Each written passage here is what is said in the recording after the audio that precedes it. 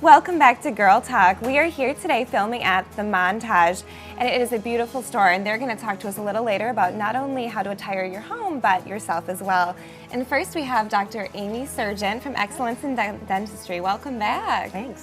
Thanks for being here. Of course. So today, it's been about a year that we've been having you on, so let's do a little bit of a recap of what we've been talking about for the past year. Sounds good. So I know something we'd mentioned before was healthy mouth, healthy body. Can you talk to us and the viewers at home what that means?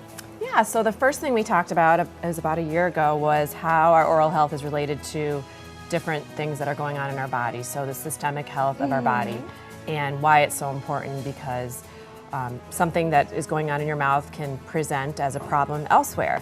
And we talked about kind of different diseases that have been shown to be related to oral health, and really big things like heart disease, stroke, low birth weight infants. Those are all related, as well as diabetes. And I think folks don't always realize that what's going on in just this isolated part of your body can be affecting everywhere. So it's so important to focus on. Super important. Yeah. Absolutely. So doctor, why does this mean that we should go to the dentist regularly?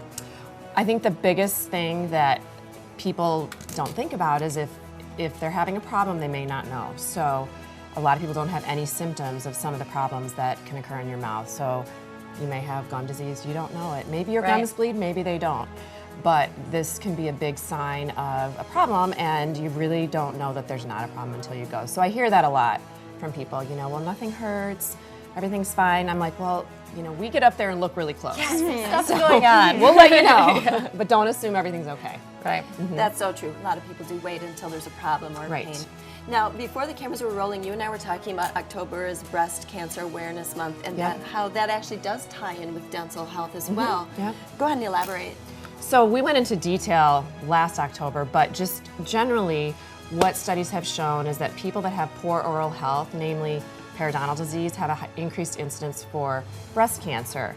So there are a lot of different thoughts about that. One is that it's related to inflammation in the mouth and how that basically can go on throughout your whole body. We keep hearing that about inflammation. It just seems to be the root cause of so many big diseases. Yes, definitely. And a hidden danger too, definitely, because you don't always realize internally what might be inflamed. Right. So I think that's a really good thing to focus on. And I know next we also talked about maybe a more common dental problem, grinding and clenching, and a lot of times people are even doing it when they don't realize. So what are some signs that you might be doing that?